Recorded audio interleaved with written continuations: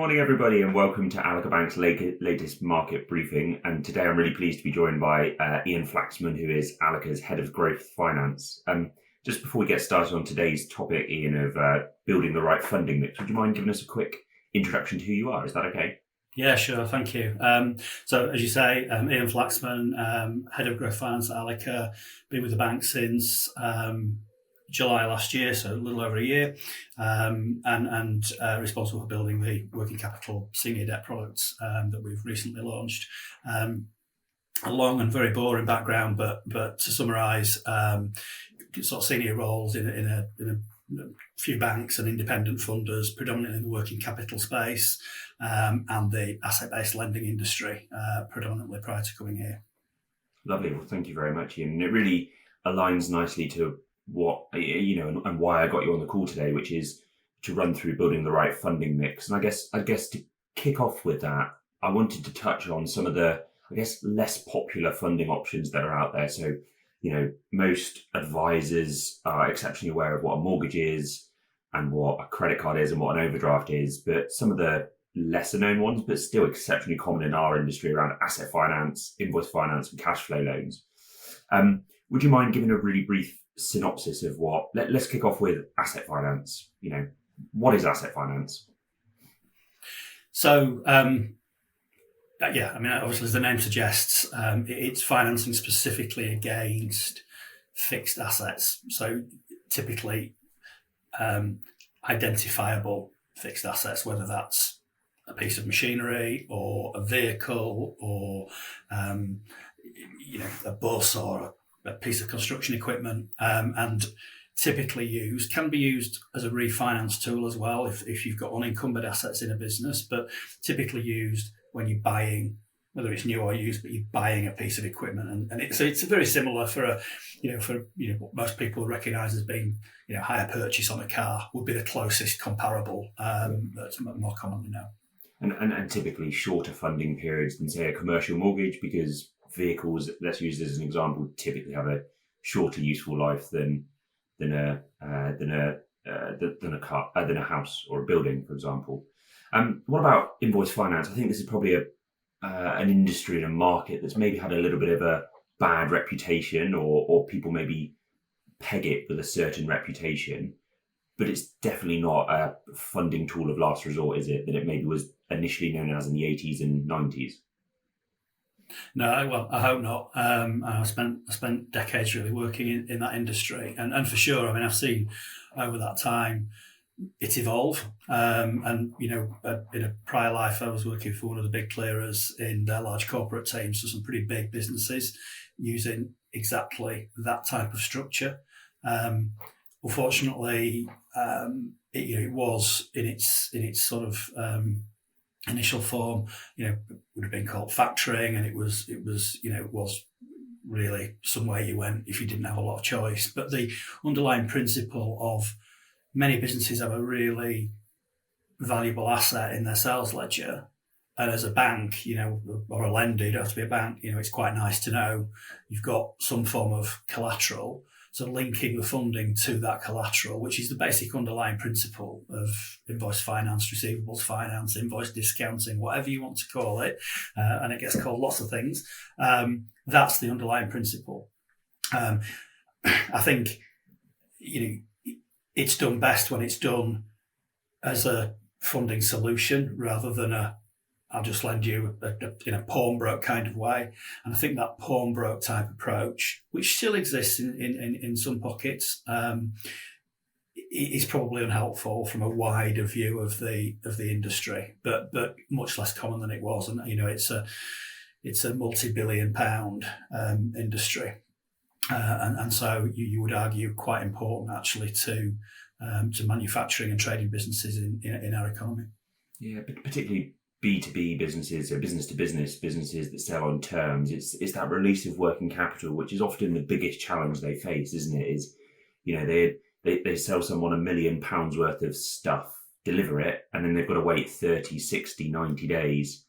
Food wholesalers, food manufacturers, it's clearly a big thing, high publicised issues in that sector, as there have been for the last 10 years. It's the lifeblood of those businesses, isn't it? Yeah, and it's, ironically, it's actually often the thing that stifles growth, because it's actually that growth, or where we might be now, if you kind of, recession, coming out of a recession, it's having the working capital legs, if you like, to be able to fund the demand, which comes with, sometimes it's stock, debtors, to pay suppliers, to pay wages, to pay the utilities, etc., pending getting paid. The more turnover you do, the bigger that gap gets. And unless you've got some funding that's kind of in some way linked to that gap, it's hard to find a traditional funding solution, because traditional funding solution typically comes with, it's an amount of money. And that amount of money might be fine for the next X number of months, but at some point, a successful business, ironically, can outgrow that. And it's hard to go to a traditional high street lender and say, I want an overdraft and I want it to be £5 million. And your turnover's today only £2 million a year or something, but as a business owner where you're going, but proving that to get funding in a traditional sense is basically impossible. I think one of the big things about invoice finance, more so than any other product, is it really narrows down on the business owner's ability to manage their finances and the basic conduct of that financial management, doesn't it? Which is, what's your what's your credit control process like?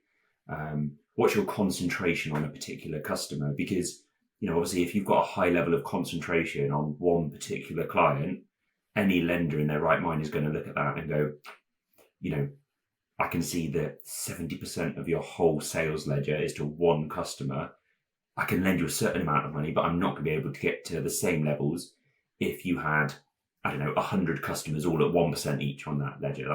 Is that fair to say? Yeah, and it's sometimes, I think, misunderstood, actually, concentration, and to some extent as well, export sales fall into a similar category, which is, it might be, I'll pick on a big supermarket that might have a name beginning with a T, but I use them as an example because credit quality largely undoubted. So what's your problem as a funder? It's Tesco's. They're always going to be able to pay. The challenge with concentration isn't necessarily can they pay, because frankly you can do the credit assessment, you can get credit insurance, you can protect against that stuff. It's the if they don't want to, and actually the irony of that is. And this isn't specific to any name, but at all for sure. But if actually it's the bigger buyers, debtors, who, if they decide they're not going to pay, are in a position to defend to defend their angle, yeah, and dispute that invoice quite rigorously. So, and as a lender, where you've got that as your collateral, and I'm fortunate I haven't been there too many times, but I have been there, going and kind of metaphorically knocking on the door of a debtor and asking for payment, unless all of the paperwork's there, everything's absolutely cut and dried, it can be quite difficult, because the relationship between buyer and seller's gone, and it becomes a commercial negotiation. And so as a funder, you want to, within reason, be comfortable that you've got the best chance of being able to realise that asset for your sake and for the sake of other creditors in the business, actually. So credit insurance helps with concentration, and with export risk is the same. Some territories, very difficult to go and get your money back unless you're actually in that territory and you've got a presence and you know how to do that collection. So again, it isn't about the credit risk per se, it's about the risk of dispute, the practical aspect of recovering that receivable. Lovely. And I guess the final part of this triumvirate of asset finance, invoice finance is pure cash flow funding. And, it's a really interesting market. I'm a banking nerd at heart. And what I think is really key to observe, particularly over the last few years, is that the big corporate market of cash flow funding, i.e. unsecured lending, where there's no asset against which we're lending against, there's actually a lot of lenders out there that will do it because you're lending to big, well-renowned companies, not necessarily more secure, but there's a certain element of credit assurance that's linked there. the middle market of family-owned SMEs are often overlooked because lenders have notoriously seen them as tough to fund. They're difficult to get hold of because you're borrowing what could be a large amount of money over a shorter period of time. Therefore, you need to have a well-performing business. In order to do that, you've got the argument of forecasts versus actuals, and it's really difficult to nail that sweet spot. What's been your experience of cash flow funding over the years, Ian? Yeah, it is a probably like you actually in terms of nerdiness, but yeah, it is an interesting market that, and you're right. I mean, you go into that kind of large corporate world in the main clearing banks. Yeah, the kind of the security aspect of things is almost academic, really, and it's all about the credit play. Whereas sort of mid-market, a typical, as you say, family-owned SME that might have been going for 2 or 3 generations, really nice, profitable, sustainable business, but it's much harder to access that funding, particularly at what you might describe as a commercial price. Generally, there will be people that will lend cash flow, but it tends to come at a price because it's a thin market and there's no sort of secondary way out, as it were. And it is kind of ironic, I suppose, as a banker, rightly or wrongly, the view on larger corporates is, you tend to get earlier warning signs, you tend to get better quality information, you can wrap more kind of covenants around that, which gives you a little bit more control. You've often got either listed or institutional type shareholders who, gives you another kind of, if things don't go quite according to plan, there are other sources of escape or contribution, if you like. So it is a difficult market, cash flow for mid-market businesses for sure compared to corporates. I think what's really interesting across the 3 funding markets that we've looked at there, the 3 funding products, is the fact that, do you know what, I actually think the people and the softer things are more important than they are with maybe an asset-based lend, i.e. against a property, because you're relying on the strength of the individuals that sit behind it to either manage those finances, manage those customer relationships. Do you have faith in them to continue operating this business in a good risk averse manner or risk reducing or risk management manner? And I think that's really key. And if businesses are looking at these types of funding, the story is actually really, really important here, not just the numbers. The numbers have to work with whatever lender you're talking to, but I think those people skills are, and the story is equally as important. But do you think that's fair to say?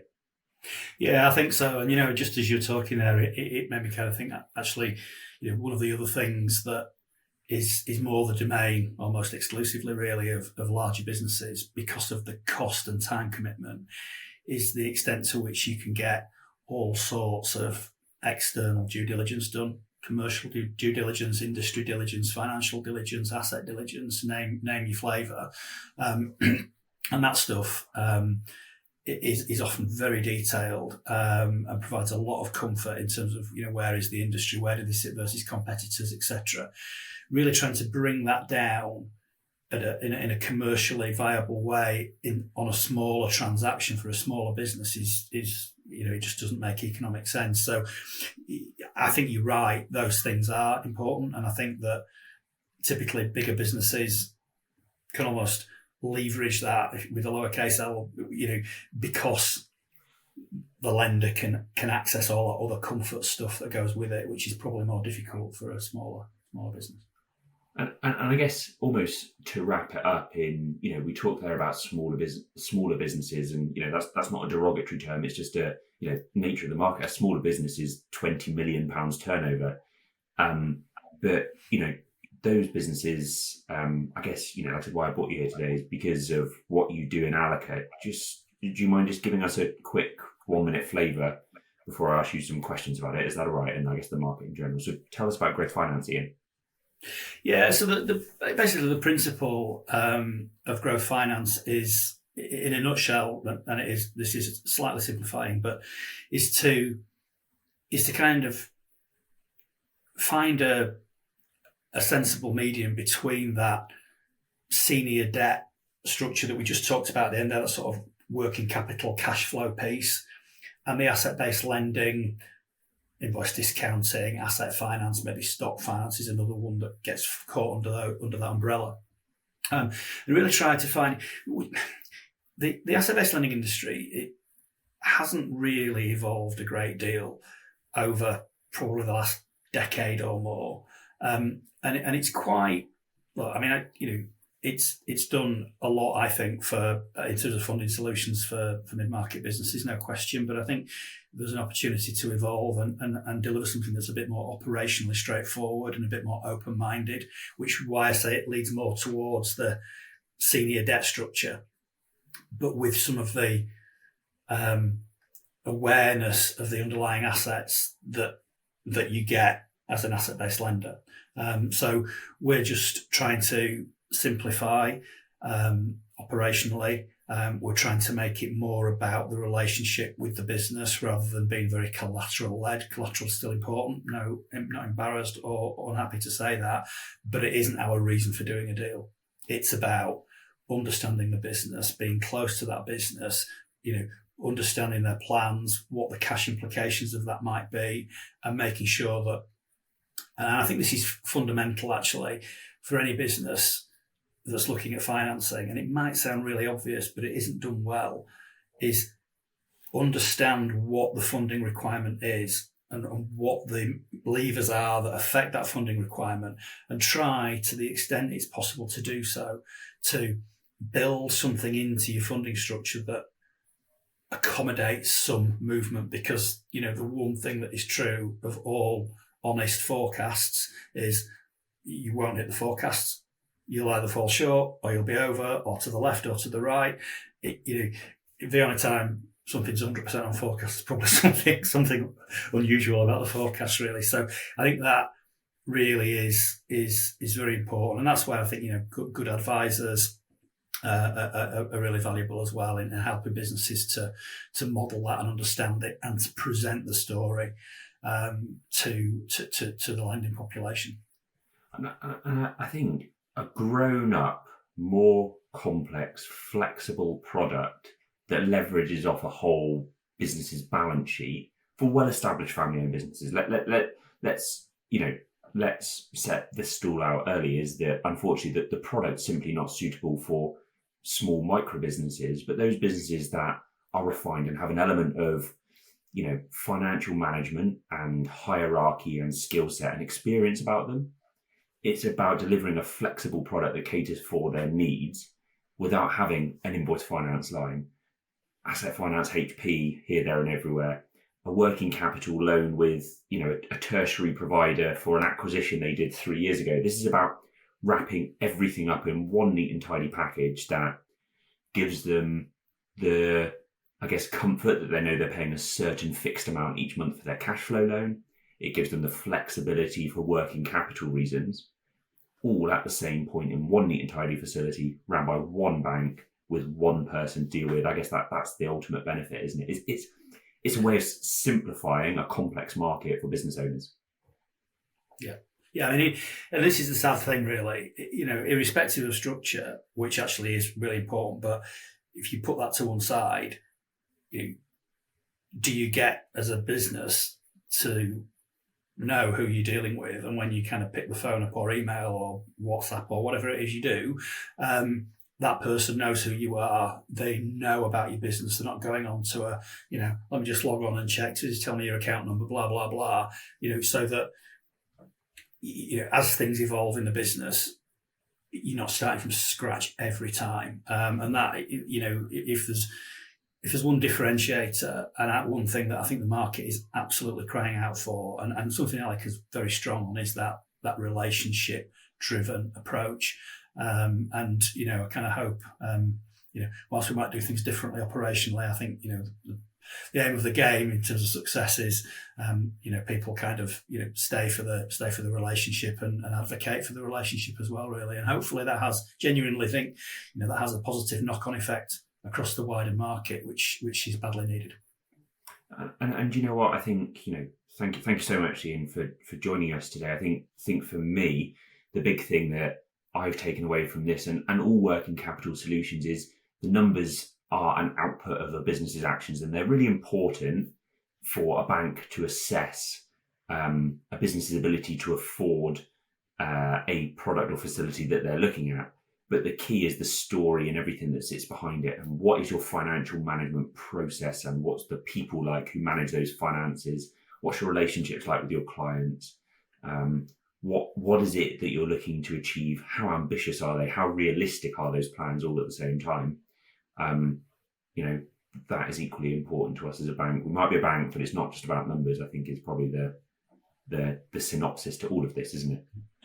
Very much so, yeah. Definitely. Lovely. Well, thank you so much for joining us, Ian, and thank you everyone for listening to us today. And we will see you next time for the next Allica Bank Market Briefing.